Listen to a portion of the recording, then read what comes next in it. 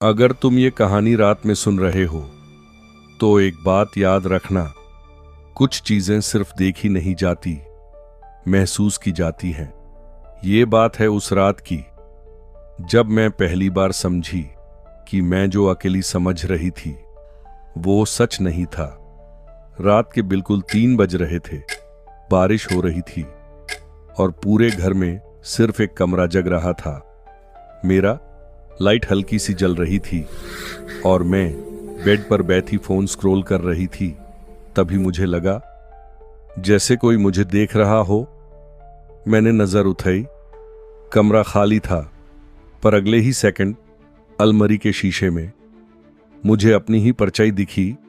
लेकिन प्रॉब्लम यह थी, मैं सीधी बैठी थी और परछाई पीछे मुड़ रही थी। मेरी बॉडी बिल्कुल फ्रीज हो गई। तभी मेरे कान के पास एक आवाज आई, इतनी धीमी जैसे सांस के साथ निकाल रही हो, तुमने दरवाजा बैंड नहीं किया। मैंने पलट कर देखा, दरवाजा बैंड था, बिल्कुल बंद। मेरा गला सूख गया, सांस लेना मुश्किल हो रहा था।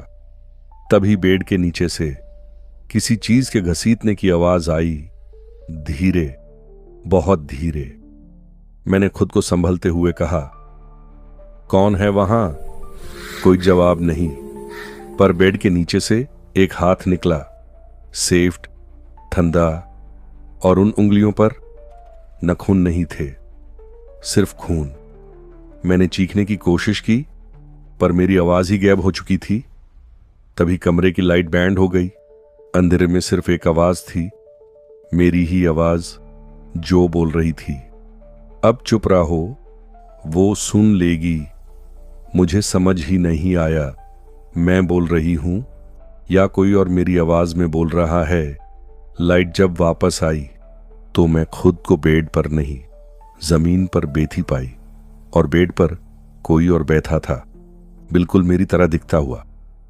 वही चेहरा, वही बाल, पर आंखें अंदर से काली। उसने मुस्कुराते हुए कहा, तुम थक चुकी हो, अब मेरी बारी है।